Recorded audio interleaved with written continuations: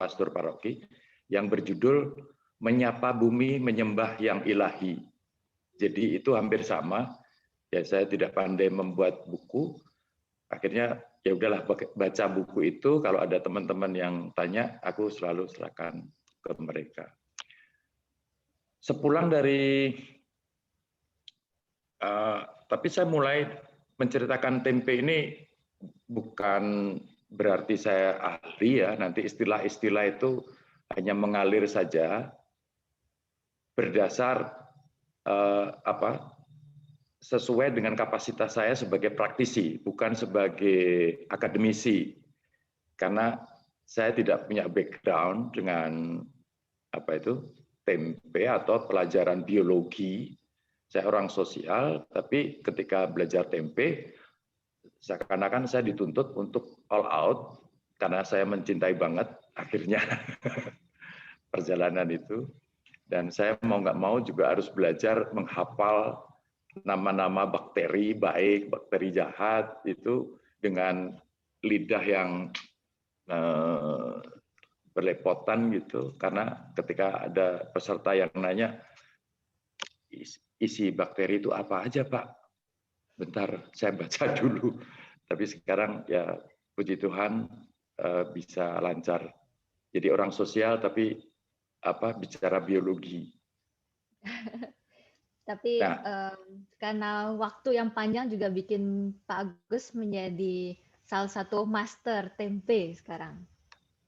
Ya, itu master mungkin panggilan teman-teman, sahabat yang pernah belajar. Mungkin merasa saya lebih pintar, itu aja. Saya tetap banyak kekurangan, tetap saya ingin berinovasi dari pengembangan tempe itu. Karena barangkali ketika melihat saya waktu itu, beberapa teman, ada tempe kunyit, ada tempe kencur, kan belum pernah sebelumnya itu ada di pasaran. Nah, itu hasil inovasi ketika saya dalam perjalanannya membuat tempe.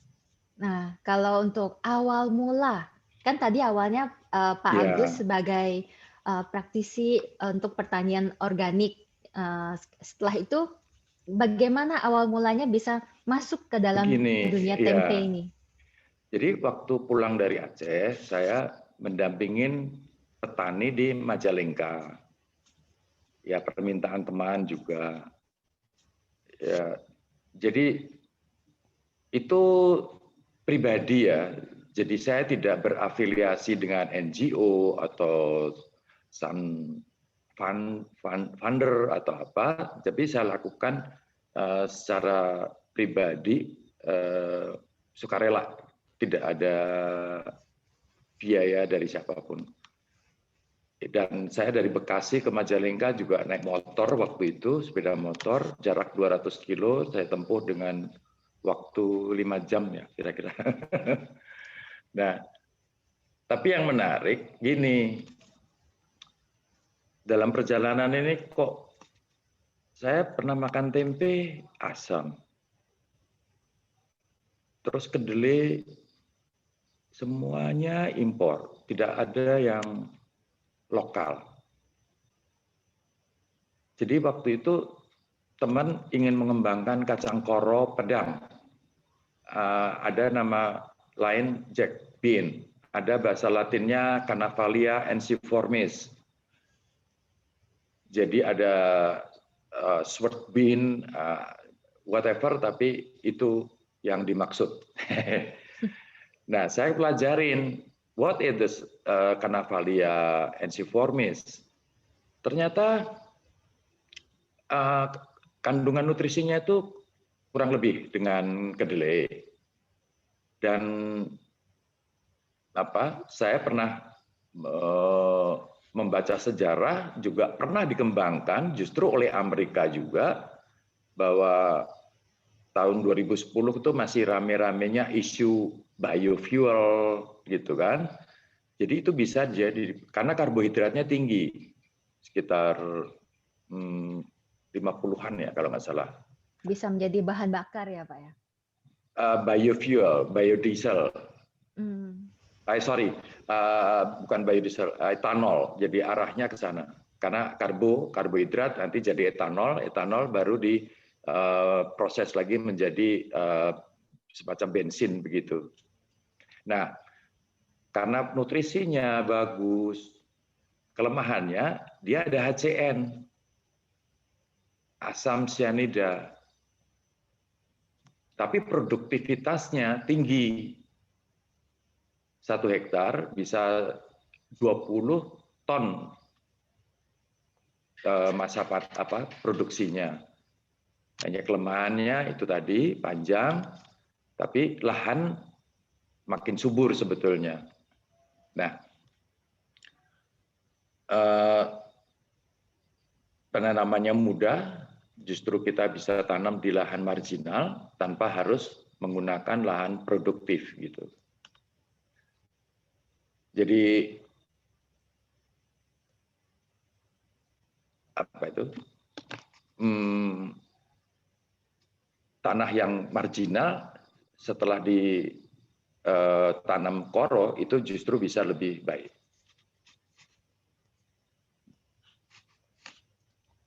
Lalu dengan kandungan HCN itu apakah salah satu yang men-trigger mencoba membuat tempe dengan kacang koro? Begini, saya dalam pendampingan tidak mengizinkan petani itu menjual sebagai raw material. Ya, hasil panen begitu produksi kemudian dijual. Itu tidak ada added value di situ. Jadi saya menyarankan untuk dibuat some product yang bisa dibuat dari produksi ini. Dalam hal ini kacang koro. Nah, kacang koro itu bisa menjadi substitusi tempe salah satunya. Sebenarnya boleh nggak ngomong lebih vulgar? Saya mengembangkan kacang koro itu sebagai pemberontakan saya, perlawanan saya terhadap importasi kedelai yang masif di Indonesia. Sampai 2 juta ton setahun, dan petani tidak dikembangkan lagi kedelai-kedelai yang dulunya bisa swasembada. Yang celaka lagi, importasi itu jenisnya GMO. Saya pelajarin apa itu genetically modified organism. Ternyata mengerikan. Memang ada pro dan kontra. Tapi saya cenderung ke kontra karena saya melihat fakta di lapangan. Dulu tidak pernah saya mendengar orang kena autoimun, autism, ADDH dan lain-lain. Tapi sekarang ada banyak sekali orang kena autoimun. Memang tidak ada korelasinya karena belum ada penelitian yang mengkaitkan antara GMO dan autism, autoimun dan autism juga. Tapi ada dugaan mengarah ke sana. Kalau kita bicara autoimun itu degenerasi penyakit degeneratif. Nah, sedangkan ini korelasinya dengan genetically modified organism. Dan kalau kita kembali apa itu GMO, sebetulnya kemarin sudah dijelaskan sama Ibu Joanne, tapi saya sedikit menyinggung kembali karena saya melihat ke belakang, di situ ada kandungan namanya glifosit. Inilah yang menjadi bahan utama dari herbisida. Kemarin dijelaskan bahwa kedelai yang ditanam itu dengan menggunakan herbisida, rumputnya mati, kedelainya hidup. Apa itu glifosit? Saya tidak akan menjelaskan sejarahnya, tapi silakan sahabat-sahabat, teman-teman, tempe lover dimanapun berada, coba apa itu glifosit dan cari di Perang Vietnam waktu itu yang dikenal dengan Agent Orange.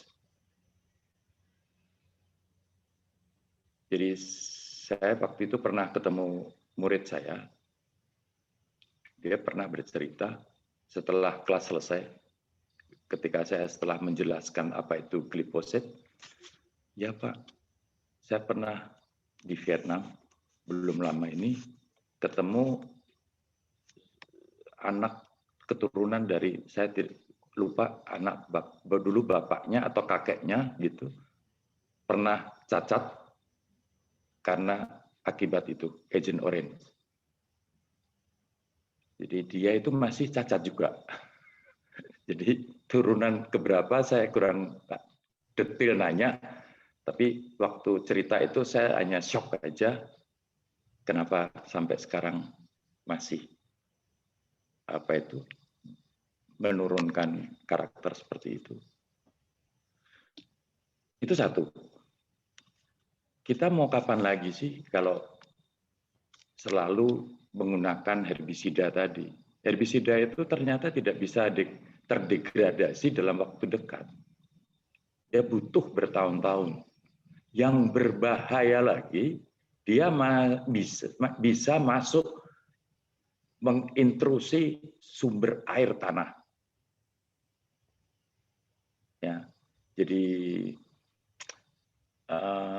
kalau di komunitas saya juga menghindari mengkonsumsi gandum misalnya. Karena gandum sudah duluan 100% GMO. Sampai teman pernah saya baca satu artikel bahwa sebetulnya bukan gluten intoleran. Kita butuh protein. Gluten itu protein juga. Tapi sebenarnya yang kalau boleh diganti itu bukan gluten intoleran, tapi glifosit intoleran.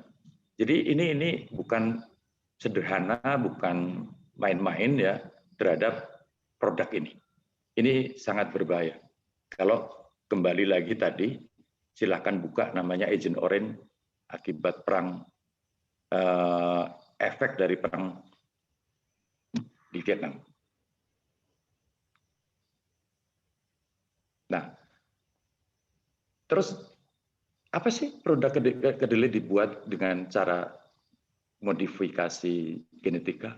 Namanya saja modifikasi genetika, rekayasa genetika kalau orang Indonesia bilang. Yang namanya direkayasa, kita itu tidak mensyukurin akan ciptaan Tuhan, menurut saya itu. Saya orang tropis. Ada teman-teman di Taiwan yang hidup di daerah subtropis atau di China. Mereka sudah punya jatahnya masing-masing. Ibarat Ibu Okto Rita punya perusahaan, punya cabang di Surabaya, di Medan, di Manado, pasti bertanggung jawab kan? Masa ada cabang di sana nggak punya kantor? Masa nggak punya meja? Sama, Tuhan juga menciptakan bahwa kita hidup di tropis, subtropis, diberi makan, diberi untuk kelangsungan hidup yang masing-masing punya porsi. Di Indonesia punya kemangi, di subtropis ada namanya, aku sering lupa itu, yang mirip kemangi. Artinya sama. Ya, Pak? Basil. Saya bukan anti impor, silahkan aja. Tapi tahu nggak bahayanya impor? Jangan hanya bicara GMO aja kalau kita impor. Yang organik apakah sudah aman? No way. Setiap negara itu punya peraturan masing-masing yang sifatnya berlaku internasional. Hasil budidaya, hasil pertanian pasti diwajibkan agar produk yang dikirim ke suatu negara itu harus bebas dari hama, bebas dari patogen, dan lain-lain. Karena nanti harus melewati karantina security. Ya, jadi apa yang dilakukan? Produk tadi yang saya baca harus dilakukan pengamanan, pembersihan terhadap patogen atau bakteri, jamur atau lainnya yang jangan-jangan nanti terdeteksi oleh pihak karantina, pihak importir. Gitu. Apa yang dilakukan? Saya tidak tahu sekarang masih dipakai atau tidak yang namanya metil bromida, iradiasi, kemudian ya semacam fumigasi begitu. Apakah itu aman? Meskipun itu produk organik, ada sertifikat, tapi impor. Saya tidak tahu. Saya orang nggak mau judgement terhadap situasi yang saya tidak pasti. Karena saya bukan orang hukum. Cuman ini akan kita konsumsi. Ya, seperti kemarin disebut oleh Ibu Dr. Joan, ya kita kalau bisa menghindari produk-produk pabrikan. Ya kita nggak tahu produknya dibuat di sana seperti apa. Makanya kalau tempe kita bikin sendiri di rumah, itu lebih safe. Kita tahu. Kalau di Indonesia, pasti kalau dibeli di luar, kita nggak tahu masih diinjek-injek nggak. Direbus pakai drum bekas atau tidak, kita nggak tahu. Makanya kita selalu share, kalau bisa makanan dibuat sendiri itu tujuannya lebih bagus. Karena sekarang kita tidak saja darurat narkoba, darurat korupsi, tapi juga darurat makanan. Anak-anak terutama yang tidak tahu apa-apa, jajan di sana, jajan di sini, menikmatin ini, menikmatin itu. Tapi di situ ada 4P. Kalau di komunitasku itu dikenal dengan 4P. Pengawet, penyedap, pemanis, pewarna yang sintetik. Anak sehat, ya karena anak kecil masih daya tahan imunitasnya masih bagus. Kalau udah setua saya, masih konsumsi itu. Saya tidak tahu. Saya bersyukur sampai hari ini umur saya sudah, ini bulan Juni, umur saya 66. Wah. Tapi saya masih bisa naik motor ke Jakarta, ke Jogja. Wah. Jadi seperti itu. Jadi no way to, say no to GMO. Nah, terus setelah mungkin mulai mendidik para petani untuk menanam kacang koro secara organik ini, lalu Pak Agus kan mulai membuat tempe ya. Nah itu gimana itu awal-awalnya mulai bikin tempe dengan kacang koro ini?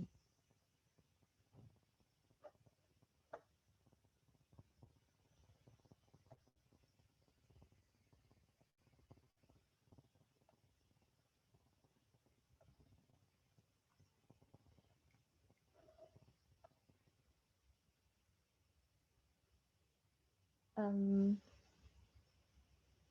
好像 Pak Agus 不在了。要线了。Mohon maaf teman-teman semua, mungkin karena internet yang kurang stabil di tempatnya Pak Agus, karena beliau sedang berada di Jogja sekarang ini. Nah, kita tunggu sebentar ya sampai Pak Agus masuk lagi ke ruangan. Terima kasih.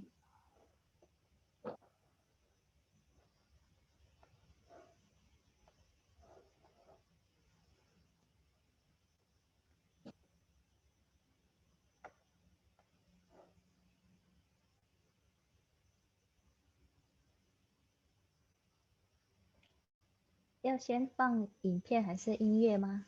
我们可以先切换一下音乐。哦，不好意思，可能是把Agus那里的线没有很好，所以他不小心就掉线了，请大家稍给5分钟的时间，把Agus会回来的。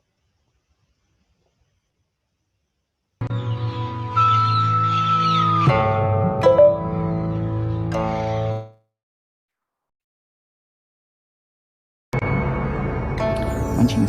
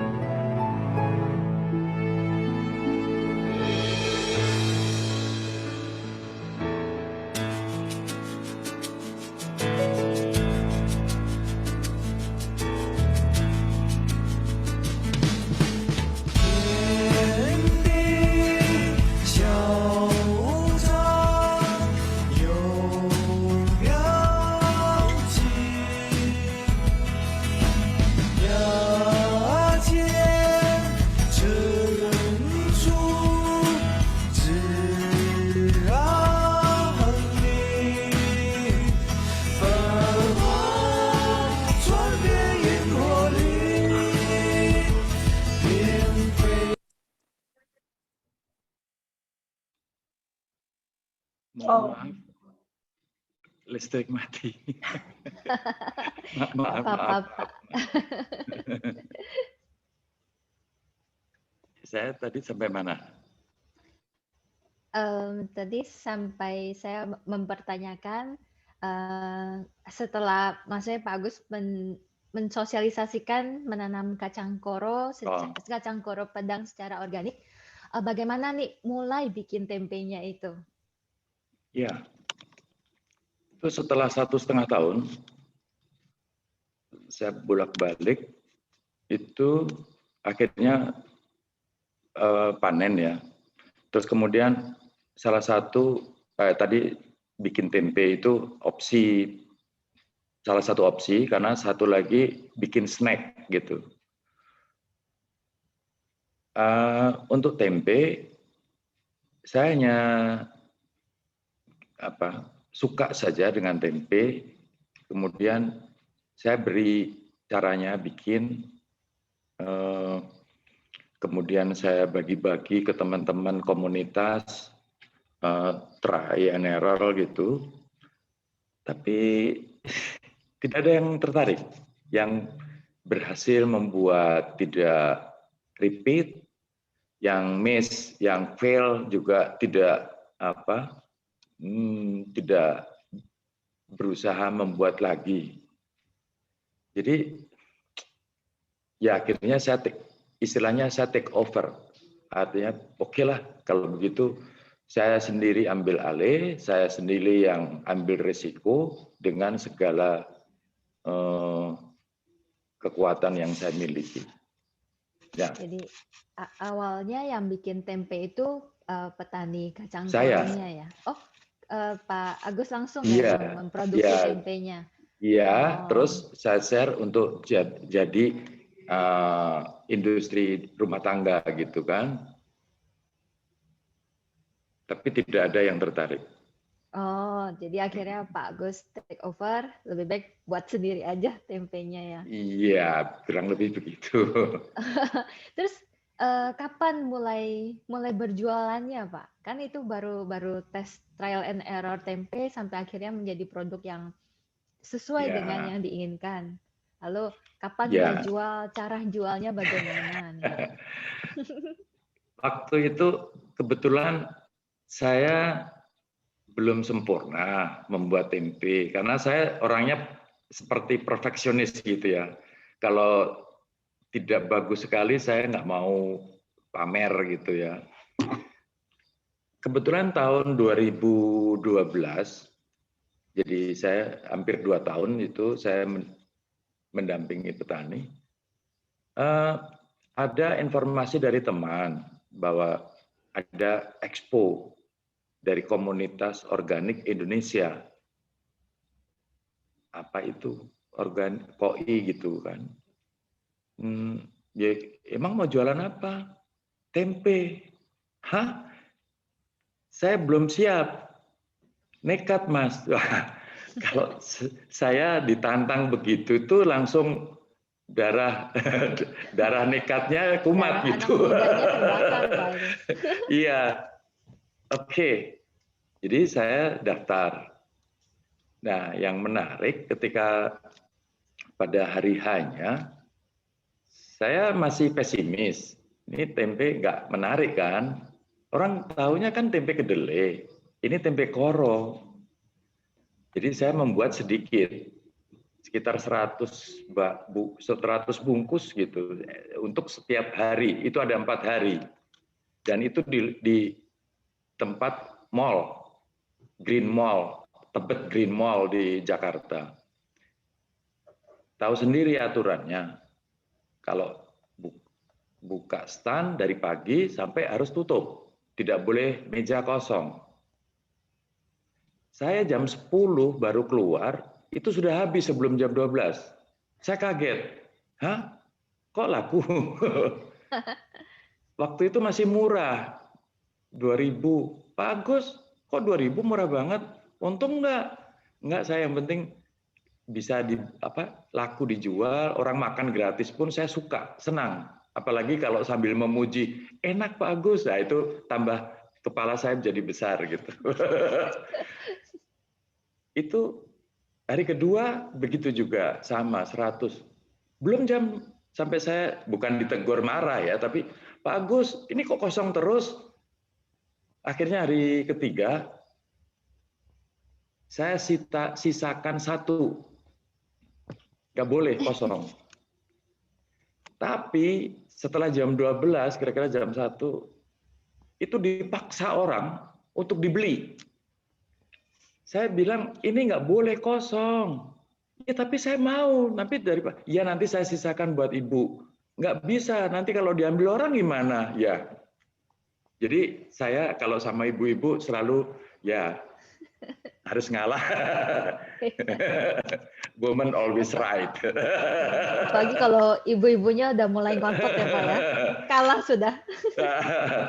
Jadi ya oke. Nah, sejak itu kemudian ada repeat order. Repeat order, saya bikin sendiri, antar sendiri, dapat uang sendiri, terus lama-lama sedikit-sedikit saya naikkan. Saya bukannya ditawar, Pak, ini kok murah, nggak dinaikin. Aduh, memang saya punya moto kan berbagi sehat. Seperti tadi saya bilang, sampai sekarang tuh customer saya tuh yang ada masalah dengan kesehatan, baik itu yang autoimun, autism, cancer dan lain-lain. Jadi saya menggunakan cara jualan itu, saya kirim, bukan duit dulu saya terima, tapi saya kirim tempe dulu. Mau dibayar syukur enggak, ya enggak apa-apa.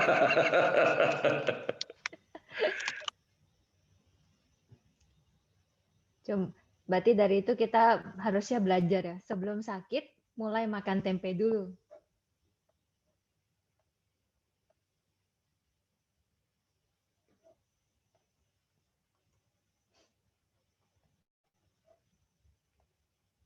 Pak Agus又下线了。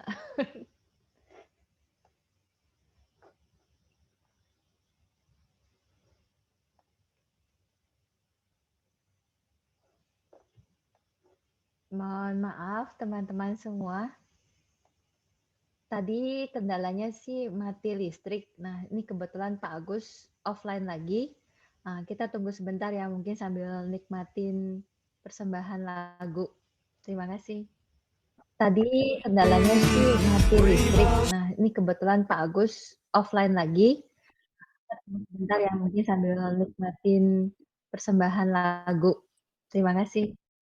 Tadi kendalanya sih mati listrik. Nah, ini kebetulan Pak Agus offline lagi. Bentar ya, mungkin sambil nikmatin persembahan lagu. Terima kasih. Tadi kendalanya sih mati listrik. Nah, kebetulan Pak Agus offline lagi. Bentar ya, mungkin sambil nikmatin persembahan lagu. Terima kasih. Tadi kendalanya sih mati listrik. Kebetulan Pak Agus offline lagi. Kita persembahan lagu. Tadi kendalanya offline lagi.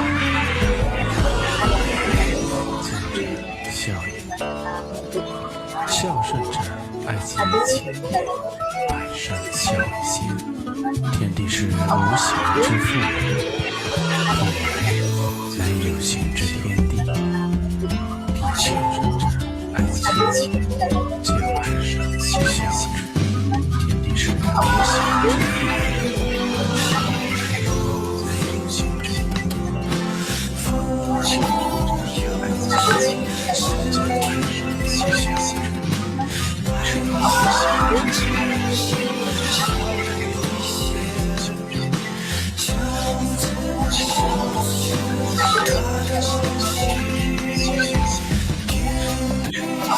Thank you.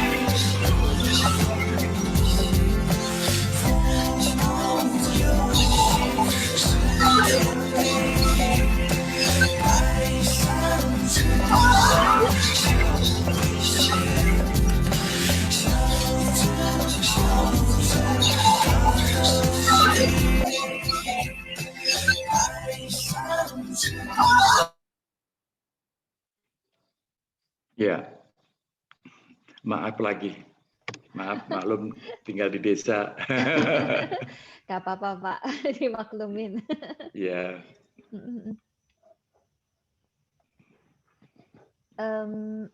Sorry.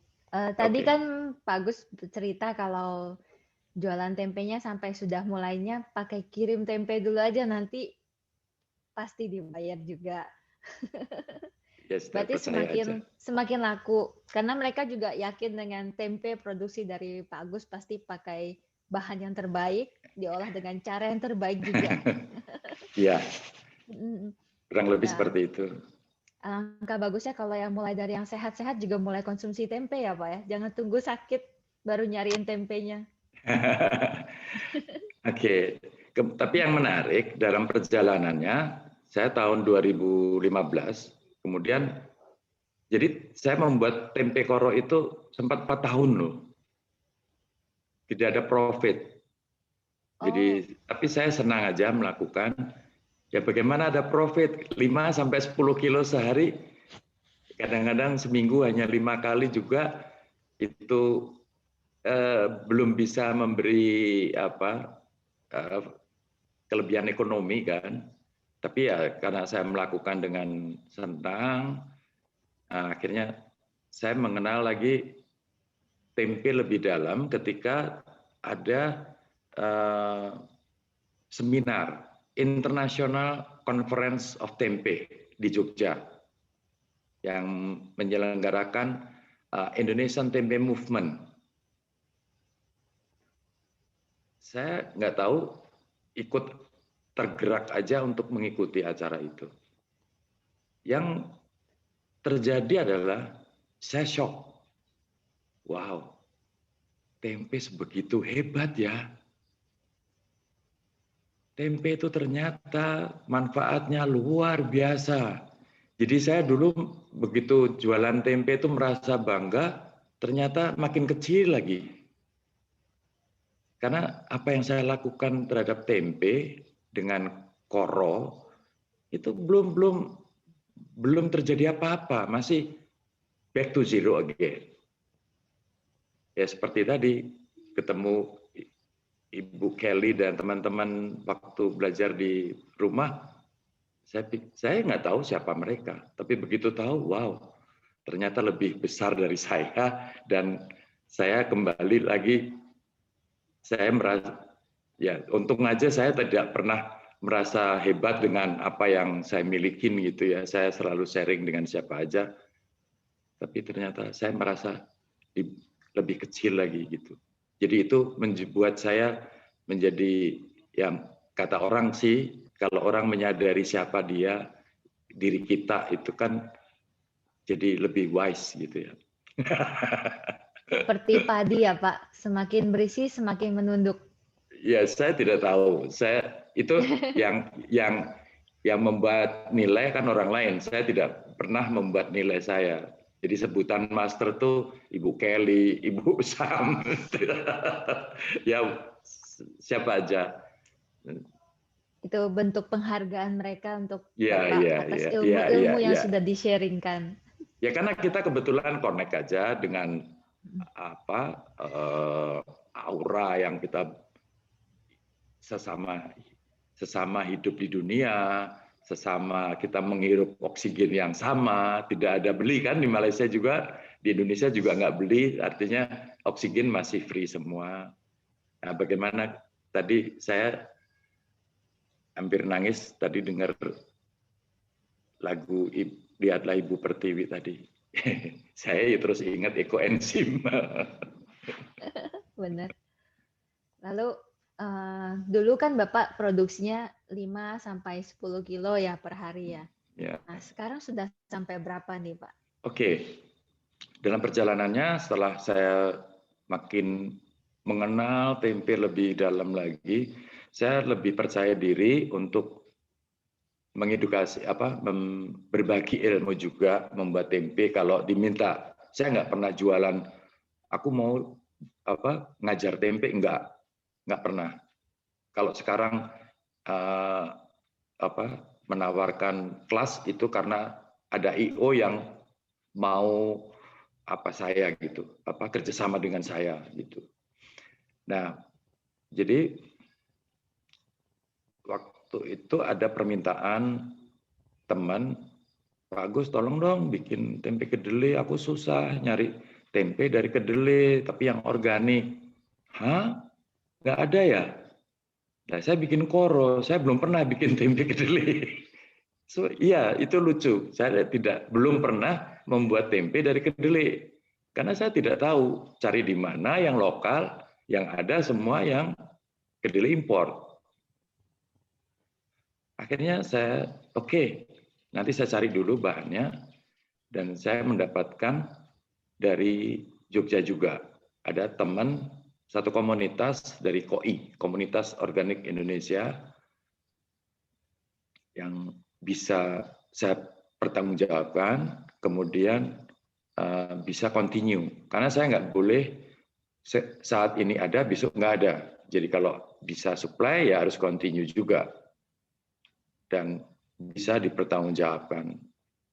Nah, akhirnya itu terjadi setelah 6 bulan. Artinya 6 bulan itu saya survei, cari siapa yang bisa saya tanyakan. Ya kalau orang aku organik, memang saya nggak pernah menanyakan sertifikat ya. Siapa yang harus mengurus sertifikat? Petani. Petani duit dari mana? Jadi kalau di komunitas organik Indonesia, kita membangun organic heart, organic mind. Jadi kita jadi apa yang kita lakukan harus sesuai dengan yang ini aja. Sertifikat bukan kita tidak hormatin. Kemudian kalau di KOI, kalau kita sudah diverifikasi itu ada namanya white label flower diberi itu sebagai semacam kepercayaan certified by community gitu. Akhirnya perjalanan membuat kedelai, kembali lagi trial and error, lalu akhirnya jadi, meskipun yang pesan tadi nggak pesan saya lagi, tapi sambil jualan koro sambil saya tawarkan.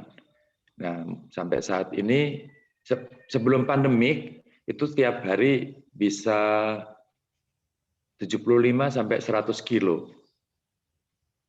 Wow. Tapi setelah pandemik itu hanya kedelai ya. Setelah pandemik sekarang saya produksi hanya 3 kali seminggu sebanyak 50 kilo per produksi. Dan tetap koro masih ada, ditambah lagi ada mung bean, kacang hijau, kemudian ada black bean, black soya bean kalau di Indonesia, kedelai hitam gitu. Jadi ada 4 varian dengan kedelai biasa. Nah, saya pernah datang ke bazar yang ada Pak Agus waktu itu, bazarnya Pasar Geret kalau nggak salah. Oh iya iya. Tapi waktu itu banyak banget loh Pak variannya. Iya, di Pasar Geret juga hampir sama. Di mana itu ya? Di rumahnya, saya lupa rumahnya siapa gitu. Di Serpong atau di Sunter? Kayaknya yang Sunter. Oh ya, di rumahnya si Desi. Yesi. Ya, di Pasar Geret juga hampir sama. Kalau nggak booking dulu, itu... Iya, harus rebutan. Betul. Jadi, karena, maaf, ini bukan promosi. Tempe saya selalu jadi favorit gitu ya. Jadi, jadi di Pasar Geret itu ada komunitas, ada grup juga sebelum hari H, siapa ya yang, jadi kita bikin open PO masing-masing artisan gitu di komunitas itu. Jadi tempe juga nanti udah ada yang pesan duluan sebelum nanti kehabisan. Ya, memang ada beberapa varian dalam perjalanannya. Ya Indonesia itu kaya. dengan biji-bijian. Jadi tempe juga tidak harus kedelai, bisa yang lain-lain. Dan saya sampai saat ini sudah mengeksplor kurang lebih ada 10 jenis ya, kacang-kacangan, kacang tanah, kacang tolo, mungkin di tempat lain saya tidak tahu namanya ya, kacang tolo, kacang tanah pinat ya, kemudian kacang merah, ada 10 saya nggak hafal. Nah, kemudian tentang Indonesia juga dikenal dengan jamu. Iya. Ya. Tempe herbal ya Pak ya? Iya betul. Akhirnya tempe itu Ibu Dwi itu yang berimprovisasi, mengeksplor bagaimana kalau tempe ini dicampur dengan kunyit, dengan kencur, dengan kayu manis. Tapi satu-satu ya kita bikin trial and error juga. Karena kalau kebanyakan efeknya di tempe seperti apa. Terus saya juga baca referensi berapa banyak sih setiap orang itu mengkonsumsi kunyit sehari. Jadi kita ada ukuran lah, nggak ngawur gitu. Ya meskipun itu difermentasi, tetap saya harus membuat takaran yang general dulu. Akhirnya sampai sekarang terakhir tempe spirulina. Ya. Itu tempe yang paling mahal tuh. Ada dijual belum Pak yang tempe-tempe herbalnya? Iya, tiap hari kita produksi. Oh. Tiap hari produksi sesuai permintaan. Ya. Karena kemarin kita juga launching buku. Saya bikin buku ya. Iya, homemade tempe ya, sudah tahu ya. Nah, itu akhirnya ada bersyukur sekali saya punya legacy untuk the next generation ya, meskipun sederhana, tapi dijual di Gramedia loh, bukan toko pinggir jalan gitu. Kemudian itu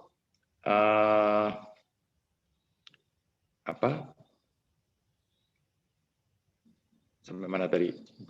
Bukunya dijual di Gramedia Pak. Tempenya itu juga tiap hari bikin, tapi kalau nggak pesan ya nggak kebagian sih. Iya, harus PO ya Pak ya. Ada yang nanya nih sebenarnya, gimana sih cara mesennya tempenya Pak Agus? Di Instagram ada, kemana harus menghubungi. Ya itu khusus untuk pemesanan. Agus Tempe, Agus_tempe. Bisa follow, jadi teman-teman bisa follow Instagramnya Pak Agus di @agus_tempe. Ya. Nanti kalau ada yang mau pesen bisa lewat sana. Ya. Selain bikin buku, sebelumnya juga Pak Agus banyak bikin kelas-kelas ya.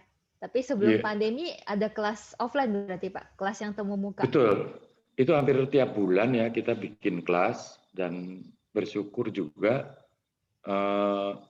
lumayan antusias masyarakat tempe lover. Saya suka nyebut tempe lover karena pasti orang suka tempe ya yang mau belajar bikin tempe sendiri. Tapi kenapa sih harus bikin tempe sendiri? Begini loh. Saya pernah makan tempe itu kok asam. Padahal di restoran yang bagus loh. Dan tempatnya strategis. Itu aneh. Sampai waktu itu Lebaran, kita makan bersama dengan keluarga besar ya. Sampai ada sepupu saya itu anaknya, maaf, muntah. Gara-gara tempe. Itu pertama. Tapi waktu itu saya belum bikin tempe. Terus setelah bikin tempe, saya waktu itu butuh raginya, starternya. Saya diarahkan ke tempat orang menjual tempe, tapi dia juga jual perbekalan untuk pembuatan tempe. Seperti ada toko yang kita bisa bikin gelang, bikin aksesori itu kan ada toko tersendiri. Jadi kita mau beli apa sesuai. Nah ini juga menyediakan toko keperluan membuat tempe gitu. Ada ragi, kantong plastik gitu. Ya. Jadi ketika saya beli ragi itu sambil ngobrol, sebetulnya bukan ngobrol, saya ingin tahu proses pembuatannya seperti apa. Kenapa dikatakan membuat tempe, maaf, agak jorok gitu, kurang higienis lah, mungkin kurang higienis ya. Ternyata ada yang menggunakan drum, bekas drum. Saya tidak tahu, sering dicuci enggak, kalau lihat penampakannya habis pakai lagi gitu. Yang menarik bukan itu sih. Ada satu yang krusial buat saya. Mereka awalnya itu rendam 5-6 jam. Kemudian direbus. Setelah mendidih, itu direbus sampai berapa jam? Sampai mendidih, sampai mereka rasa empuk. Kemudian diangkat. Langsung direndam. Kemudian didiamkan lebih dari 12 jam. Lebih lama, lebih bagus. Celakanya, setelah direndam, mau diproses menjadi tempe, itu hanya digiling, kulit arinya dibuang, kemudian hanya ditiris, tidak direbus lagi, kemudian diberi ragi. Nah, saya waktu itu agak pintar, karena sudah berapa kali ikut workshop ya. Bakteri itu ada di air, di udara, dan di tanah. Setiap perendaman pasti ada potensi bakteri yang patogen, terutama. Entah itu dari air, atau dari proses perendaman itu sendiri yang terkontaminasi dari udara, atau dari yang air juga. Berbahaya ya, bakteri betul. Yang berbahaya jadinya. Terutama E. coli, Salmonella. Tapi tidak direbus atau dikukus. Langsung ditiris, lalu diberi ragi. Celakanya lagi, raginya itu ragi basah. Jadi pertama yang saya sayangkan, tidak direbus atau dikukus, kemudian direndam ragi. Raginya ini hasil perbanyakan. Jadi bukan ragi dari inokulen murni. Jadi ragi bukan F1 tapi F2 kalau turunan kedua. Jadi kayak oplosan ya Pak, oplosannya. Yang celaka lagi, bahan biasanya kalau kita memperbanyak lagi kan menggunakan beras. Ini tidak, onggok. Apa itu onggok? Onggok adalah ampasnya tapioka. Ya namanya ampas kalau di pabrik. Mbak Okto bisa tahu sendiri perlakuannya, namanya sampah. Apa ya maaf ini aku nggak bermaksud untuk itu. Tapi ini salah satu ya. Saya yakin pasti ada juga yang tidak seperti itu. Hanya yang saya lihat kebetulan 1-2 sama gitu. Seperti itu prosesnya. Saya nggak menyebut asal dari mana orangnya, karena ini komunitas di Jakarta semua orang udah tahu. Karena membuat tempe itu ada 7 cara ya di Indonesia, ada cara Jogja, Solo, ada macam-macam. Cara buatnya itu bedanya apa tuh Pak? Yaitu tadi ada cara perendaman, ada yang direbus lalu direndam. Ada yang direndam dulu baru direbus, direndam lagi. Terus ada yang instan, macam-macam. Nah, yang menarik ketika saya dikenalkan dengan cara jadi gini, di Indonesian Tempe Movement itu ada teman yang saya sudah kenal. Waktu itu ngajak bikin workshop. Saya ikut waktu itu. Terus dikenalkan. probiotik. Nah, karena saya sudah mulai mengenal probiotik dari tempe, pembuatan tempe itu kan akhirnya saya kan banyak mengeksplor apa itu probiotik, apa itu patogen kan. Nah, ini menarik. Karena saya orang lingkungan juga.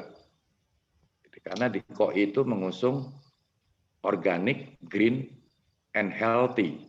Jadi 3 faktor ini harus kita jadikan satu kehidupan, cara hidup kita di bumi ini. Jadi kita harus organik, green, yang berwawasan lingkungan, untuk healthy gitu. Jadi menarik, begitu saya tahu caranya dan simple, di situ ada benefit, hemat air, hemat energi, dan ramah lingkungan. Tidak capek, hanya proses 2 kali aja selesai. Dan itu pertama hanya rendam, campur, bla bla bla, udah diem 2 hari, 2 hari kemudian baru kita proses. Dan proses pembuatan itu bagi saya tadi kan berbagi sehat, moto saya. Ya saya tadi nyinggung seolah saya perfeksionis sih itu ya. Jadi tempe yang saya hasilkan tuh yang harus punya quality yang bagus. Bagus bukan hanya penampakan, tapi kalau kita labkan, uji labkan, saya berani jamin pasti lebih baik. Karena apa? Kita sering dengar makan kecambah, itu kan bagus dibanding kacang biasa yang belum sprout gitu. Nah, kedelai ketika rendam 2 hari tadi dengan probiotik itu juga germination, terjadi proses pertumbuhan kecambah. Nah, inilah yang salah satu benefit dari proses yang saya ajarkan sampai saat ini. Kemudian dengan probiotik, nah, ada sifat probiotik itu untuk mengurai bahan-bahan atau bawaan dari si biji-bijian tadi. Misalnya di kedelai itu ada lignin ya di kulit ari. Ya, kulit ari itu ada lignin. Lignin kan tidak bagus buat pencernaan kita. Nah, itu bisa diurai menjadi asam amino. Begitu juga karena basic dari konten ya daripada probiotik yang saya pakai itu hanya 3 jenis Lactobacillus, yang satu Lactocacei, Bulgarius, sama Acidophilus. Sekarang lancar saya, orang SOS tapi bicara biologi udah lancar. Awalnya lidah saya keluh itu. Akhirnya sifat lakto itu kan punya apa itu?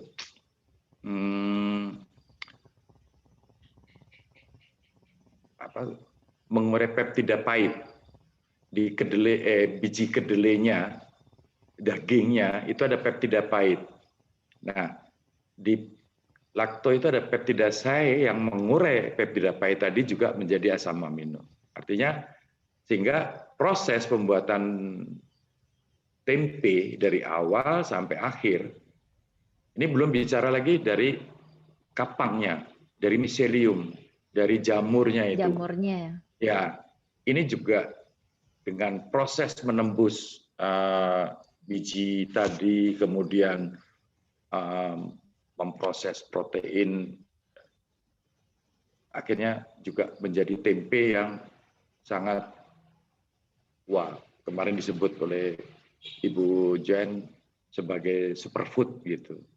Makanan super itu bahkan sudah disebut banyak di luar negeri loh, bukan hanya di Indonesia. Gitu.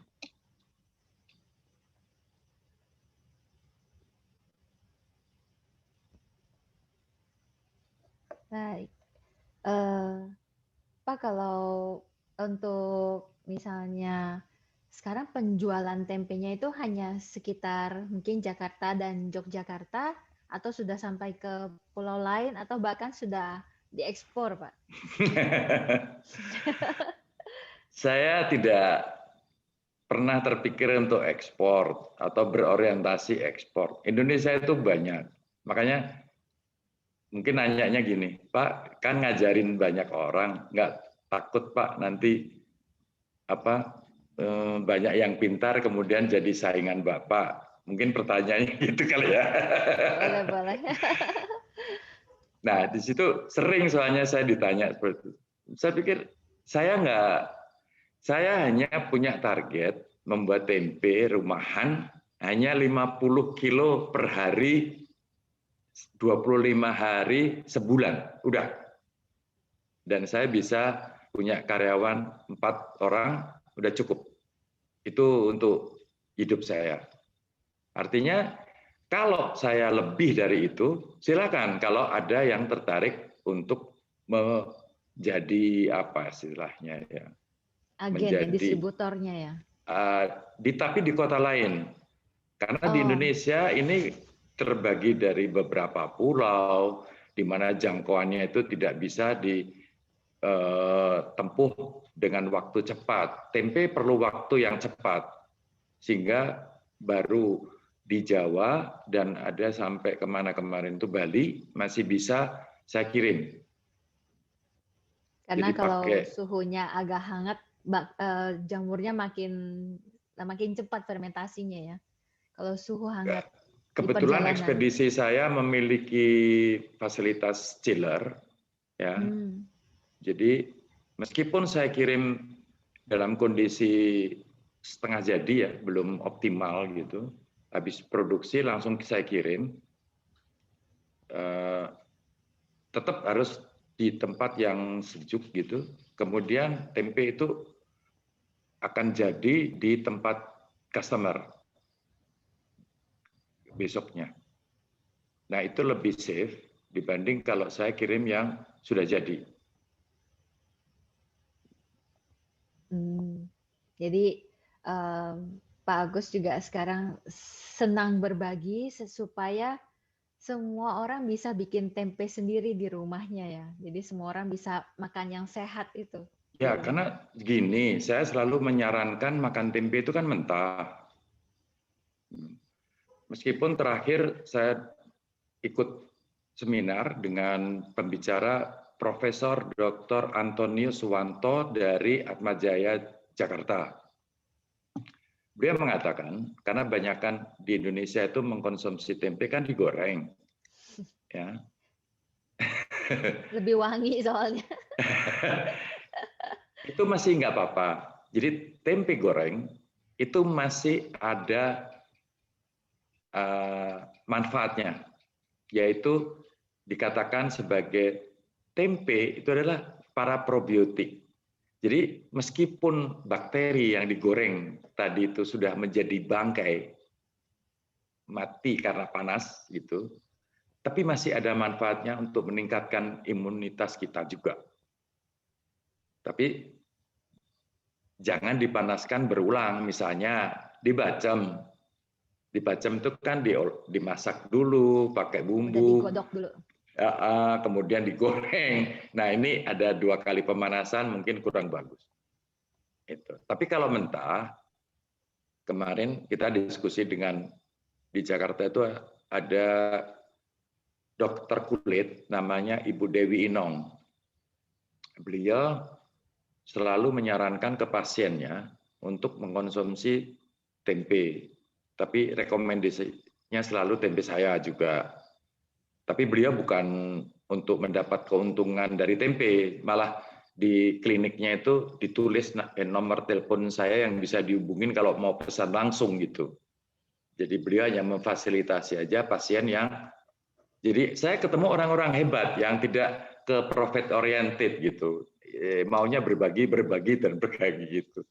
Ini Dokter Inong juga hebat gitu. Akhirnya karena beliau lihat kasus, kalau kamu seperti ini kulit bermasalah itu pakai kunyit itu. Kalau tempe herbal untuk kamu ini. Kan tempe herbal tuh, tempe spirulina itu kan yang sering kita dengar kebanyakan untuk masker ya. Iya, Nah, spirulinanya. Nah, besok coba deh dengerin dari Pak Dr. Susianto Cheng. Beliau malah bikin masker juga dari tempe. Tapi saya nggak tahu ada spirulinanya enggak. Maksud saya, tempe sendiri, berdiri sendiri, itu bisa juga untuk masker. Ya. Nah, spirulina itu juga bisa untuk masker. Nah, bayangkan kalau ini digabung. Ini terjadi hal yang menarik dari gabungan tadi. Makanya kenapa saya berani bereksperimen. Karena ketika membuat tempe herbal itu, Mbak Okto coba pernah ketemu spirulina yang masih raw nggak? Nggak pernah. Taunya yang bubuk-bubukan gitu. Oke, kayu manis. Baunya kan kering. Wangi seperti itu ya. Iya. Tapi ketika jadi tempe itu aroma itu hampir nggak ada. Nah, yang menarik di spirulina itu aromanya amis.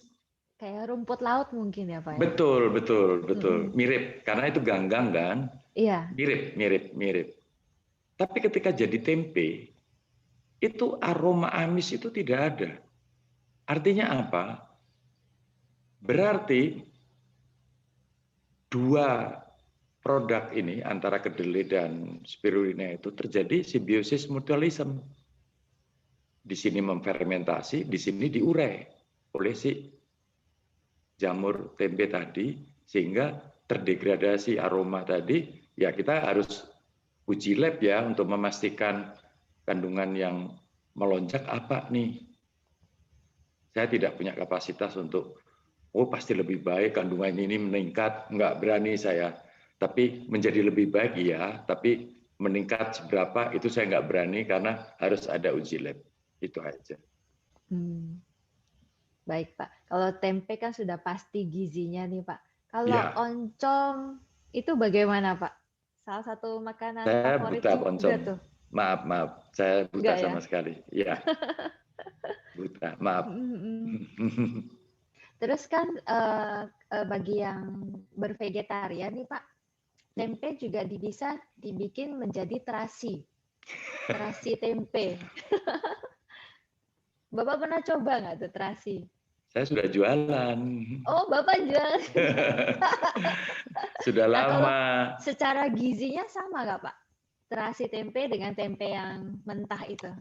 Begini, boleh dikatakan itu tempe busuk ya. Jadi sebenarnya, saya ketika ingin membuat terasi itu kan juga mempertimbangkan faktor higienitas, kemudian faktor ada nggak manfaatnya, benefitnya ada nggak, terutama untuk healthy-nya ya. Ternyata tempe busuk itu sejak lama bukan karena saya orang Jawa ya, oleh leluhur kami di Jawa itu dipakai sebagai penyedap. Jadi ada dikenal tempe pete rese. Pete tahu ya, petai. Tempe tahu. Rese itu semacam udang kering gitu ya, tapi yang tipis. Kan ada ebi agak itu. Tapi ini udang kering yang tipis, hampir nggak kejamah itu, namanya rese. Nah itu gabungan itu kalau dijadikan masakan, ditambahkan ke misalnya sayur lodeh, itu sangat nendang sekali. Kemudian kita bereksperimen. Kalau orang Jepang bilang tempe itu ketika keluar aroma itu menjadi umami gitu ya. Nah, itu sangat sangat bagus. tidak ada perbedaan nutrisi dari tempe segar dengan tempe sampai busuk tadi. Jadi masih worth it lah untuk dikonsumsi.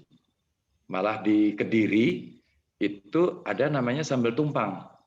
Justru dibuat dari tempe busuk. Meskipun ketika memasak ditambahkan sedikit bagian, misalnya 30% dari semua yang akan dimasak itu tempe segarnya gitu. Tidak semuanya whole tempe busuk gitu. Jadi ditambahkan sedikit tempe busuk itu malah meningkatkan aroma ya, aroma dan rasanya. Malah dominan tempe busuknya, yang segar justru 30%.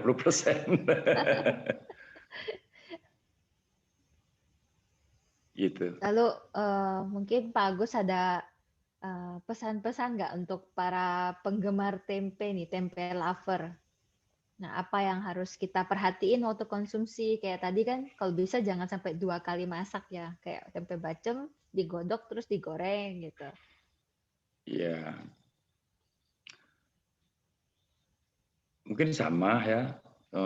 Make your own food.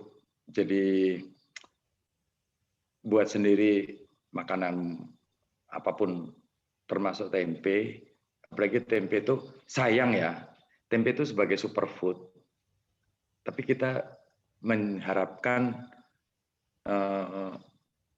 beli dari pasaran dan kita tidak tahu bagaimana prosesnya. Jangankan kemarin sudah diingatkan oleh Ibu Johan juga makanan pabrikan.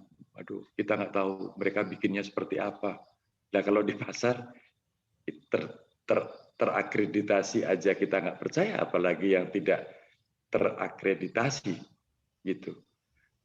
Teman-teman yang membuat belajar dari saya itu setiap kali online pasti ada dari luar. Memang untuk orang Indonesia, tapi di luar itu ternyata gaung tempe itu sangat kuat. Di Amerika di mana sumber GMO, mereka nggak makan loh kedelai yang GMO. Justru yang dicari yang lokal mereka sendiri, tapi non GMO. Dan tempe di sana juga jadi favorit. Jangan keliru. Memang harga tempe kebalikan. Di sana lebih mahal dari daging sapi. Di Indonesia daging sapi lebih mahal dari tempe. Jadi ya hidup adalah pilihan. So saya kalau boleh sarankan juga bikinlah semua oleh tangan kita sendiri, kita tahu proses bahannya, mengerti prosesnya. Tapi ada substansi yang menarik. Setiap kali saya mengajarkan tempe, membuat tempe di kelas dasar ya, saya selalu menggunakan bagaimana olah rasa, how to menghidupkan feeling rasa. Karena dalam kehidupan ini sudah rasa itu sudah mulai pudar. Kita semacam udah nggak ada tenggang rasa. Kita ingin dengan orang lain tuh kalau bisa saling maaf dan seterusnya lah, kalau diteruskan nggak enak. Seperti itu. Jadi memasak sesuatu apapun juga, apalagi yang berbasis fermentasi, selalu kalau kita menghidupkan feeling tadi, itu juga akan menjadi lebih baik.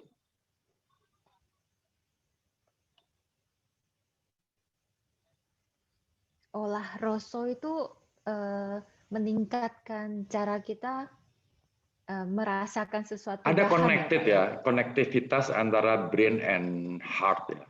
Jadi karena kehidupan itu kan harus holistik ya, harus ada keseimbangan antara soul, body, and mind. Kita nggak bisa hanya ingin sehat tapi makanannya yang sehat, tapi pikiran kita kemana-mana. Jadi kalau ingin sehat semua harus bisa balance juga ya Pak ya. Dari Iya makanan kita, benar. pikiran dan Kadang-kadang jiwa saya kita. suka kasihan kan sama teman-teman yang belum sadar akan sering yang saya kritisi itu bapak-bapak yang ikut kelas saya. Bapak punya mobil, ada. Ya itu bukan ingin mengecek kayak miskin, bukan ya. Tapi kan udah wajar sekarang mobil udah bukan barang lux lagi. Ada. Bapak ingat kan kapan harus servis dan pakai oli apa? Iya. Tapi Bapak pernah nggak ingat kapan tubuh Bapak diservis dan harus dikasih oli apa? Maksud saya tubuh Bapak itu ditetok kapan? Bapak tahu nggak? Diem. Speechless. Karena kita kadang-kadang suka beli mobil mahal, tapi untuk makanan kita junk semua. Why? Halo?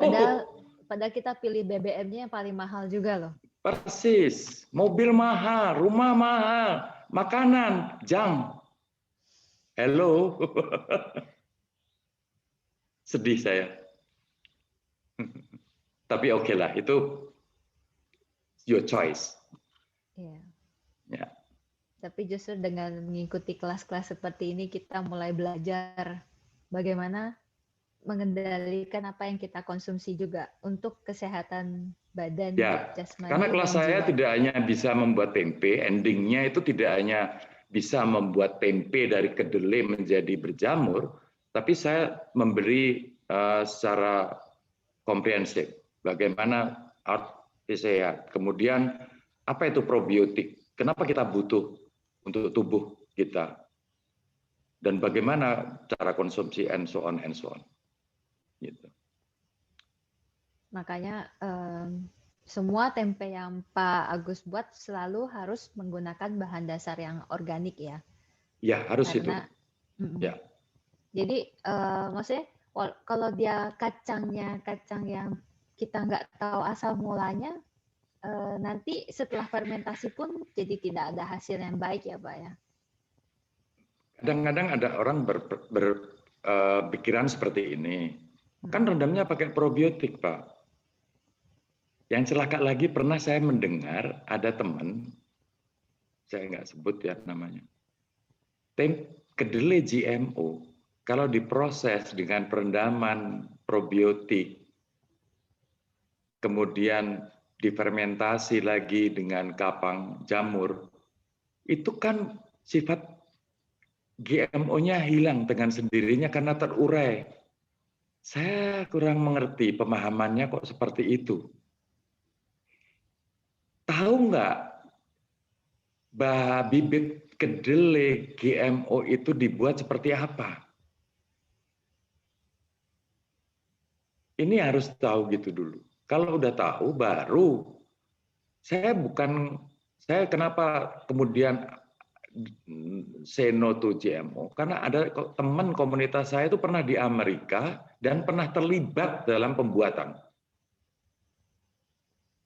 Karena ini disiarkan oleh seluruh beberapa negara, saya kurang enak bicara yang lebih keras lagi. Kedelai sama kedelai dengan beda varietas mungkin bisa seperti padi namanya hibrida, disilang dengan penyerbukan bunganya, nggak apa-apa. Tapi kalau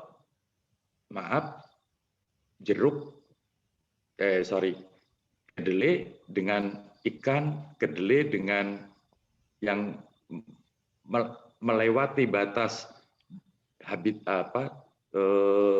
dunianya, kan jadi kacau. Ya makanya nanti jangan heran suatu saat film X-Men itu akan terjadi.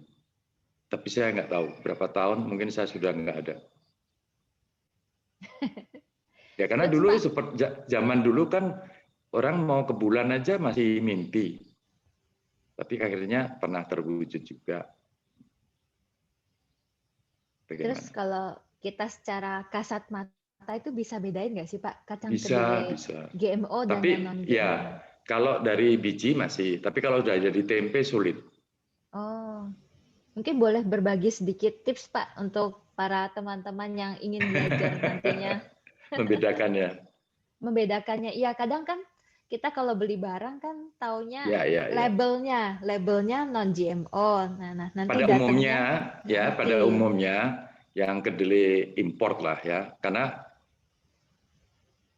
yang import kan tadi saya sudah singgung, kadang ada yang klaim juga organik gitu ya.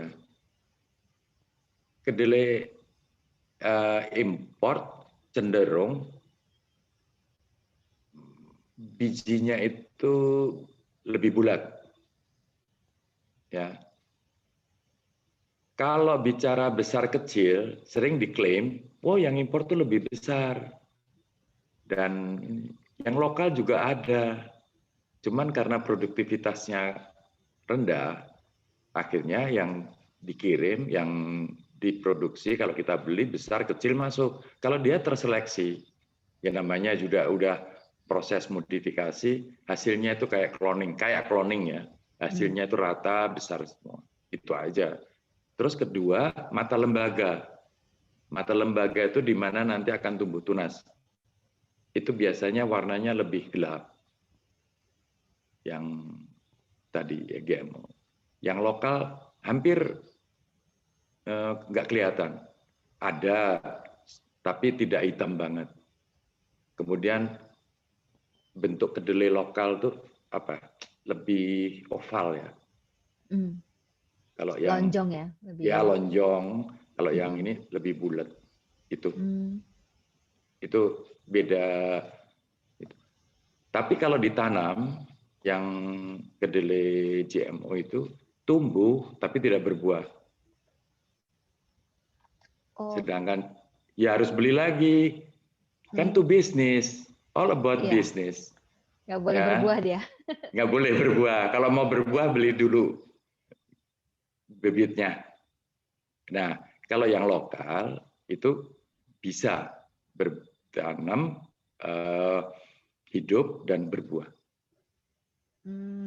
Walaupun maksudnya kita beli kacang kedelai keringnya itu masih bisa ditanam ya Pak ya jadinya. Ya, memang harus kering supaya kita tidak tumbuh kutunya.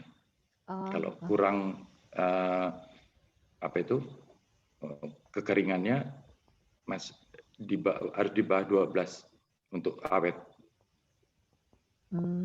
Terus Pak 17%. Ini ada teman-teman yang nanya nih, gimana cara membeli buku homemade tempenya, Pak? Sekarang sudah ada di Gramedia. Kalau di tempat-tempat teman-teman ada toko Gramedia, sudah tersedia di sana. Apakah sudah ada yang dijual online juga, Pak? Yang dengan tanda tangan mungkin? Kan kalau tanda tangan, kemarin sudah kita buka dua batch ya. Sampai 500-an itu yang minta tanda tangan karena jarak, akhirnya saya sambil tanda tangan sambil kirim doa gitu karena harus dikirim secara elektronik, kemudian tanda tangannya sambil dicetak oleh penerbit gitu, di percetakan bukunya gitu, bukan tanda tangan satu-satu saya. Oh, dicetak jadinya di bukunya ya? Iya. Kemudian itu sudah mulai dijual ke luar negeri juga nggak Pak? Karena kan kebetulan forum ini internasional nih, jadi teman-teman di luar negeri yang nanya. Oh, saya kurang tahu ya, karena urusan penjualan bukan di pihak saya. Jadi setelah dicetak, diedarkan oleh penerbit, kemudian mungkin di Shopee apa ya, saya kurang tahu. Ya.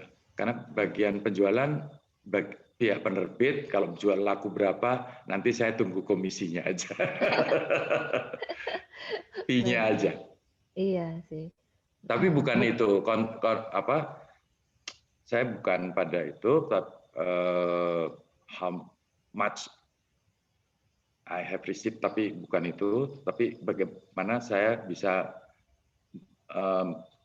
meninggalkan legacy buat the next generation, itu aja. Iya, meninggalkan sebuah kenangan ya Pak ya. Ya. Dan juga itu berbagi ilmu dengan Ya, teman-teman yang mungkin belum berkesempatan mengikuti workshop langsung, jadi bisa baca bukunya juga. Ya. Ada beberapa teman yang menanyakan kalau kedelai non GMO itu bisa cari di mana ya Pak? Sebetulnya ada di toko marketplace ya, atau di toko organik di Jakarta banyak, di Jogja juga, atau di mana ya, kalau nggak semua kota-kota di Indonesia ada, tapi ada kota-kota tertentu yang berkembang ya kesadaran untuk hidup sehat. Di Semarang rame. Dulu Palembang saya support teman di sana dari komunitas ODAI, orang dengan autoimun, autism. Dan kalau ini saya bisa share nanti di Instagram saya.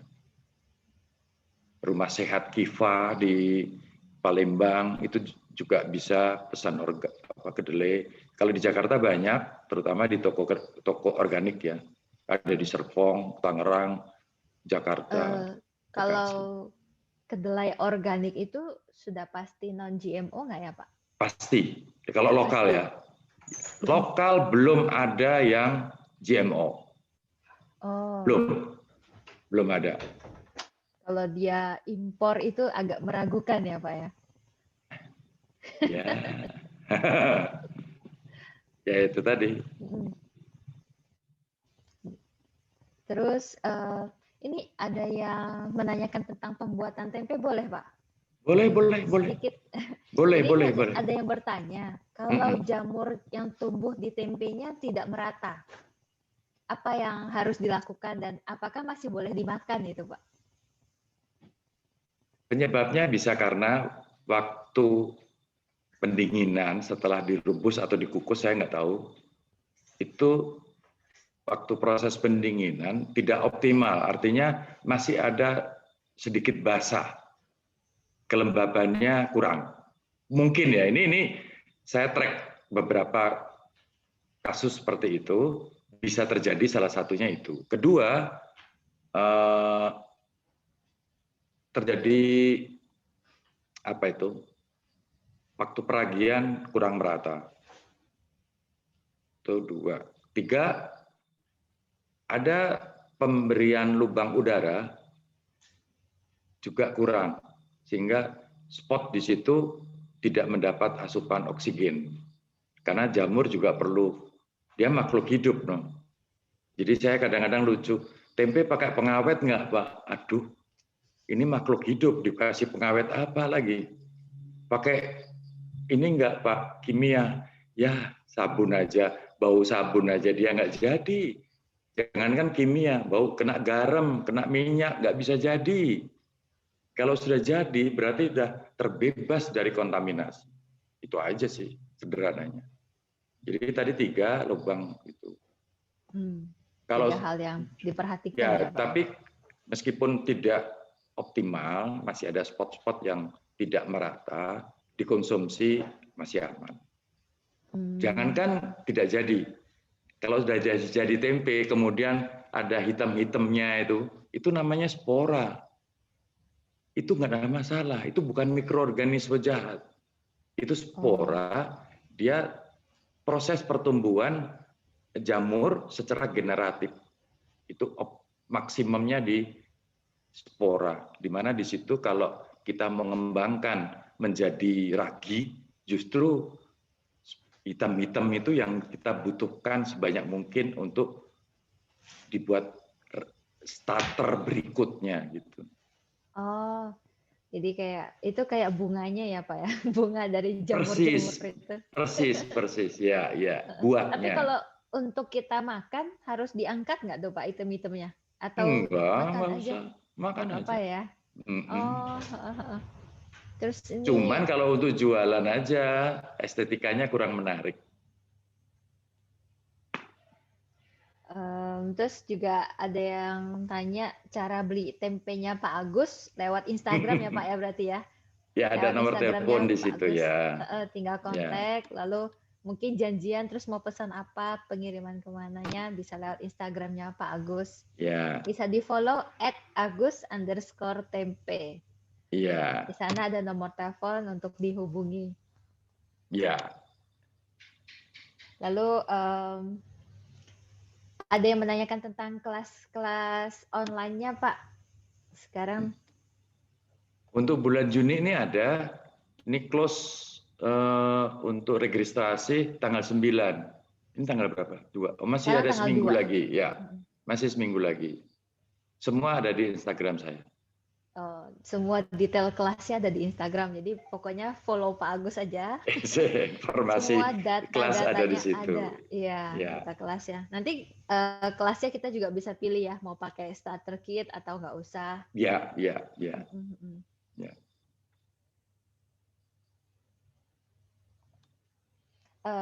Terus kalau kita mau buatnya smoothies, Pak, smoothies tempe.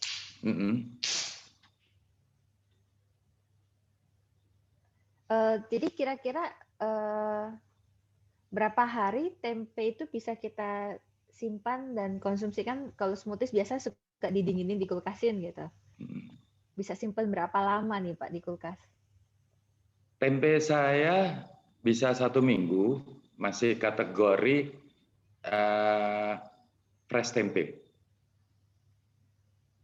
Ya, maksimum 7 hari. Bukan berarti setelah itu dibuang ya. Tadi kan ada fresh tempe, kemudian ada tempe semangit, ada tempe busuk yang tadi cerita tempe busuk kan masih oke ya dikonsumsi, nggak ada masalah. Artinya range dari pertama jadi tempe itu sampai expired dalam pengertian harus segera diselesaikan tugas si bakteri ini, jamur ini bekerja, kalau bisa hanya sampai 15 hari. Setelah itu jangan dibiarkan lagi, kecuali mau dibikin umami, bikin terasi. Orang Malaysia bilang belacan. Gitu. Kalau secara tempe segarnya 15 hari konsumsi 7 hari. Sampai 7 hari untuk tempe segarnya. 15 hari sudah mentok-mentoknya harus habisin gitu. Ya, itu saya saja. Tapi kan beda tempat, mungkin di daerah dingin, mungkin bisa lebih dari 15 hari. Ini general aja. Ya. Tapi itu harus disimpan di kulkas ya, bukan di suhu ruang. Oh iya, baik. Terus tadi kan Pak Agus ada cerita bikin tempe dari awalnya kacang koro, kemudian kacang kedelai, kemudian ada tambah lagi kacang hijau sama kacang hitam itu ya. Kedelai hitam. Kedelai hitam, iya. Kalau kacang edamame pernah Pak? Pernah. Bisa juga sorghum pernah ya, sorghum juga pernah. Terus saya kayak pernah coba yang buah naga bukan Pak? Jadi dia warnanya merah-merah gitu. Oh, beet. Oh, beet, sorry. Beetroot ya, pakai beetroot ya, ditambahkan beetrootnya bisa. Tapi juga akhirnya nggak jadi merah, jadinya hitam. Ya karena berubah perwarnaan tadi ya. Tapi nggak busuk sih. Karena proses fermentasi itu warnanya ke sana lagi arahnya. Betul. Terus Pak, selain bahan kedelai, selain kacang kedelai kan bisa bikin tempe nih, aneka kacang-kacangan. Tapi kalau gizi terbaik, Bapak pernah tes nggak nih? Kacang apa yang gizinya terbaik untuk dibikin tempe? Kalau untuk usia saya suka koro. Karena ada nutrisi otak. Ya mohon koreksi ya. Jadi di koro-koroan itu ada yang namanya dopamin. Jadi itu kalau sering mengkonsumsi koro-koroan, ada 9 jenis ya, ada koro benguk, koro itu kecipir itu termasuk koro juga. Nah, koro pedang, macam-macam, itu ada kandungan dopamin. Nah, dopamin itu bisa untuk menghindari Parkinson, pikun dan lain-lain. Jadi kalau untuk seusia 50 up baiknya makan koro aja. Manfaat untuk otaknya sangat banyak ya, Pak. Ya, tapi tadi kemarin juga disinggung sama Dr. Johan juga bahwa kedelai, bukan, Bu Dr. Dewi Inong. Bu Dr. Dewi Inong tuh praktis, dokter kulit dan suaminya dokter penyakit dalam. Dan maaf, informasi kesehatan itu yang paling besar hoax-nya dibanding politik. Jadi hoax terbesar di dunia di media sosial yang paling tinggi prosentasenya itu di dunia kesehatan. Jadi hati-hati, sebaiknya kita harus check and balance dan check and recheck ke orang yang lain, jangan hanya satu sumber. Begitu juga tentang tempe. Dulu sering disebutkan orang kena makan tempe kena asam urat. Aduh. Dari kecil itu Pak dengar ya. Kemarin dibantah sama Dr. Dewi Inong, nggak ada kaitannya dengan asam urat. Kemudian orang cancer, terutama breast cancer, nggak boleh makan tempe kedelai. Yang menarik begini, saya pernah ikut focus group discussion di Jakarta. Yang datang itu semua researcher dari seluruh universitas di Jabodetabek. Ketika saya lempar, jadi saya ada customer yang kena breast cancer. Menurut dokter, itu tidak boleh mengkonsumsi tempe kedelai. Yang boleh tempe koro. Jadi selalu pesannya tempe koro. Saya tak pernah diskusi dengan Bu Dr. Dewi Inong bahwa orang cancer nggak boleh. Tapi kalau yang bersangkutan kata dokternya tidak boleh, masa saya menabrak dokternya? Nggak etis kan? Karena saya bukan dokter juga kan? Ya akhirnya oke. Nah ketika di focus group discussion, saya tanya, ada nggak yang tahu bagaimana saya menjelaskan di lapangan, membedakan antara kacang kedelai dengan kacang kedelai yang sudah jadi tempe. Ini beda banget. Tapi banyak, maaf, mungkin dokter sendiri yang biasa ya, yang tidak mau mengeksplor lebih jauh, suka mengeneralisir. Oh, tidak boleh makan kacang-kacangan. Jadi, meskipun itu dibuat menjadi tempe yang notabene-nya adalah melalui proses fermentasi, itu tetap disamaratakan. Padahal beda sekali antara kedelai raw bean dengan kedelai fermented bean. Silakan. Baik, Pak. Kemudian ada yang nanya nih, kalau Bapak pernah ngetes nggak kalau tempenya ditambahin daun jeruk atau daun kare? Boleh saja. Saya suka kalau ada yang mau mengekspor itu Bu Kelly itu. Kreatif banget. Saya suka ngikutin tempe-tempenya, sangat kreatif, lebih pintar dari saya. Tempenya ya, Pak ya? Iya, karena saya ingin semua jangan terjebak. Saya hanya men-trigger, bisa begini, bisa begitu. Oke, silakan explore sendiri gitu. Minimal kita jangan think in the box, tapi think without the box gitu. Jadi jangan ada lagi sekat-sekat dalam otak kita. Bukan think out of the box juga, think without the box. Jadi tanpa kotaknya sama sekali. Tanpa ada.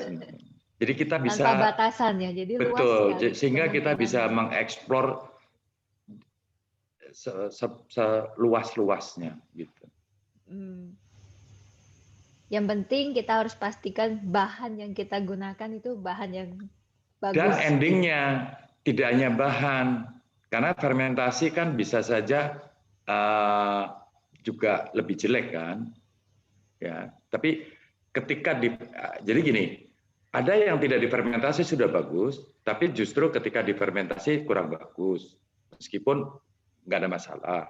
Nah, kita silahkan memilih bahan, tapi ketika setelah difermentasi meningkat nggak? Jadi meningkat tidak ada nggak benefit yang lebih baik, itu poinnya. Manfaat tambahan setelah proses fermentasinya ya Pak. Iya. Kemudian ada yang menanyakan kalau kita pakai kacang kedelai kering kan kita rendamnya kurang lebih 2 hari Pak, 48 jam. Iya. Nah kalau pakai kacang yang fresh bagaimana ya Pak? Ya mungkin kacang jogo ya fresh ya. Ini terhitung fresh nggak ya? Jadi begini, proses perendaman itu kan tujuannya untuk membuat asid ya, asam ya. Dan itu untuk mengurai menjadi asam laktat, proses perendaman itu. Maksudnya fresh itu, nah ini menarik. Jangankan fresh yang baru dipanen mungkin ya maksudnya. Kedelai yang baru dipanen yang kering pun itu juga ada potensi gagal. Jadi kedelai nih baru panen minggu kemarin, terus dikeringkan, dibikin tempe. Ada potensi gagal. Saya tidak mengatakan kebanyakan gagal, tapi ada potensi gagal. Karena saya mengalami 2 minggu gagal terus. Dan saya bingung. Padahal saya merasa kedelai saya baru. Tapi kering ya. Nah, tapi tadi apalagi yang basah, tidak kering. Saya kurang tahu. Tapi belum pernah nyoba saya. Mungkin hanya kalau perbandingan. Kalau basah dia lebih nggak stabil ya Pak takutnya ya. Kurang lebih itu. Iya, karena konten airnya masih tinggi juga. Terus Pak kan kita bikin tempe dengan kedelai yang organik. Nah, raginya harus organik nggak Pak? Ya seperti tadi saya bilang, mana ada sih tempe itu tidak organik. Semua yang terjadi di situ itu tidak ada. Ragi atau starter itu dari famili jamur gitu ya. Pada umumnya aja lah saya sebut gitu. Dia itu makhluk hidup. Di tempat ragi itu dia dicampur beras biasanya. Untuk dia bubuk atau dorman. Dia akan bangun ketika ditempatkan di tempat yang lembab atau dibuat tempe tadi ditaburkan. Karena kedelai tadi setelah didinginkan dengan lembab, dia bangun. Ketika bangun dia perlu oksigen. Jadi aku nggak ngerti yang dimaksud organik tidak itu. Dia mungkin lebih organik. Karena ragi itu mikroorganisme hidup ya, makhluk hidup jadinya. Betul. Terus tadi kan kalau tempe di kulkas 15 hari paling mentok Pak. Kalau di freezer bagaimana Pak? Dibekukan? Dibekukan saya pernah nyoba sampai 3 bulan aman. Dari kondisinya fresh beli langsung bekuin ya, jangan Betul. taruh. Jadi jangan kalau taruh bikin dulu. Kalau bikin sendiri, begitu udah jadi, di cover dulu dengan plastik yang tidak berlubang, karena ketika membuat tempe kan ada lubang tadi. Nah ini di cover atau masukkan ke kontainer, kemudian masukin ke freezer, supaya tidak terkontaminasi yang ada di situ. Gitu. Dalam pokoknya dia tertutup rapat baru dibukuin ya Pak? Benar, ya. Tapi untuk gizinya Pak, setelah 3 bulan itu gizinya bagaimana? Ada penurunan pasti, meskipun saya nggak tahu ya, tapi ini kita pakai logika aja, hanya tidak signifikan. Masih ada. Cuman kita tidak di Indonesia kan mau cari tempe di mana kapan aja bisa. Itu bisa terjadi, frozen tempe biasa hanya ada di luar Indonesia. Kalau apalagi di Pulau Jawa ya, tempe kayaknya gampang banget carinya. Dapat ya. Iya. Dan lebih baik kalau kita belajar bikin sendiri ya. Iya. Dengan ikut workshopnya Pak Agus nih, kita harus belajar.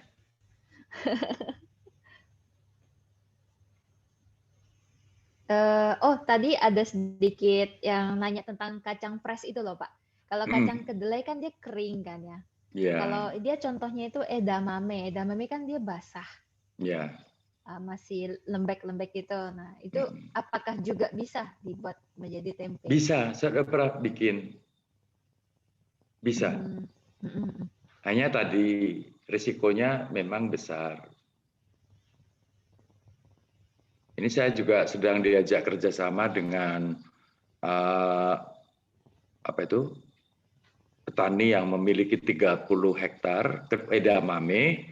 Karena yang dijual kan biasanya yang isi 2 dan 3, sedangkan yang berbuah ada yang isi 1, atau ada yang telat dipanen, ada perubahan warna. Jadi akhirnya itu yang ingin dikembangkan untuk dikeringkan, untuk dijadikan tempe. Gitu. Tapi itu lebih superfood, karena kedelainya gede. Proyek baru ini.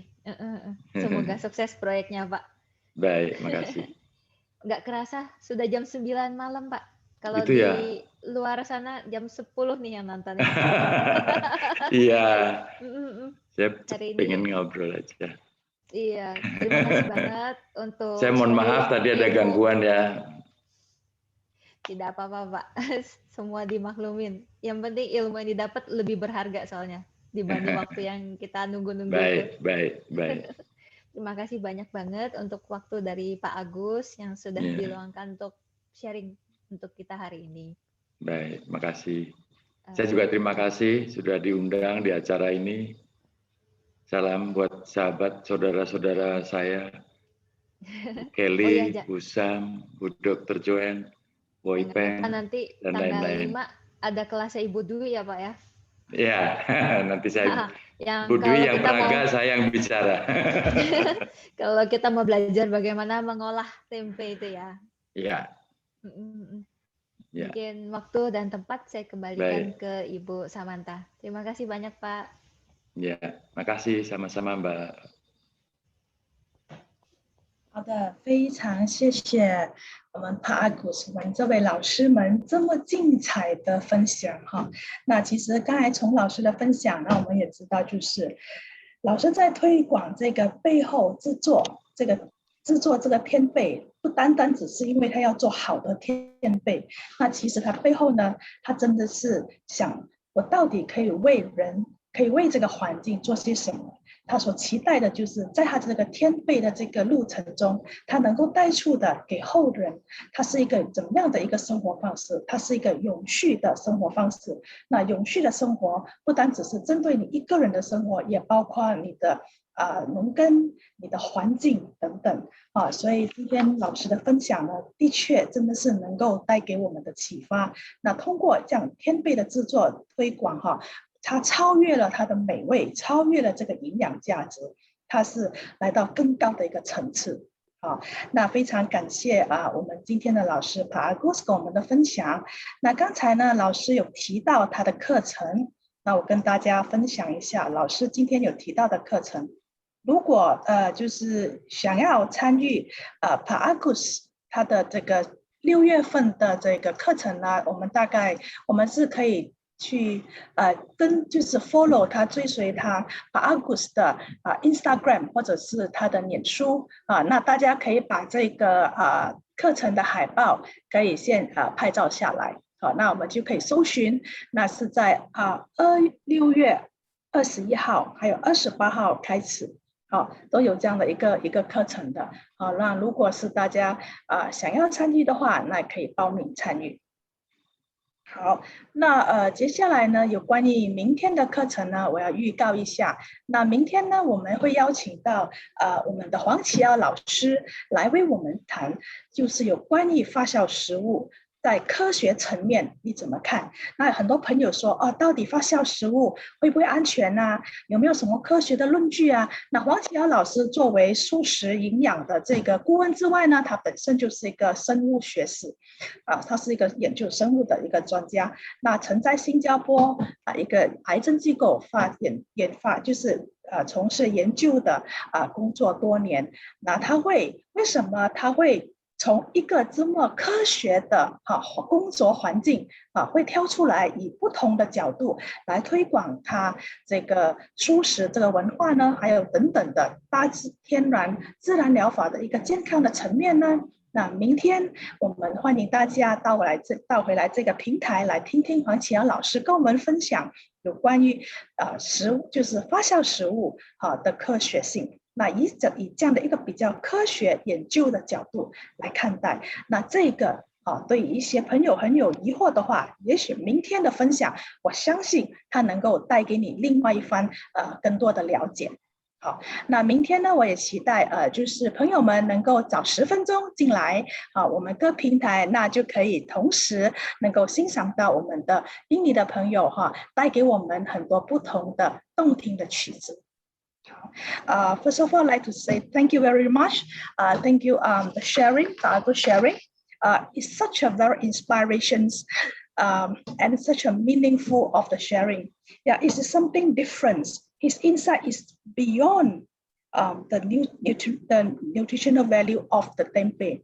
Not only how to make a good tempeh, but I could start the tempeh making journey with intentions of how to bring a sustainable lifestyle and a sustainable farming to the next generation. So his contributions, his work is all towards for the next generations.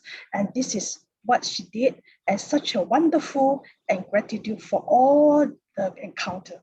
Yeah, once again, thank you, Pak Agus, and thank you for all the participants tonight. And for tomorrow's sharing, we'd like to will be sharing by Mr. Wong Kiyu. Yeah, teacher Wong Kiyu is a vegan nutrition consultant. So his sharing is about the science of culture, food, and fermentation. For those who would like to find out more, how we from different science perspective of culture and fermentation food, not to miss the session for tomorrow. Yeah, so tomorrow maybe if possible to try to come in, log in 10 minutes before the sharing session start. So you may enjoy such a wonderful performance by our Indonesian friends. So thanks for being with us this hour. Thank you so much and good night. Good night.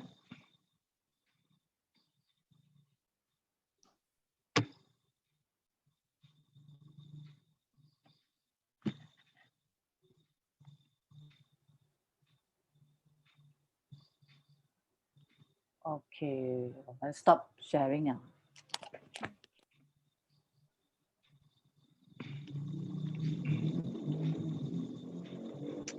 Udah ya, nggak di-record lagi.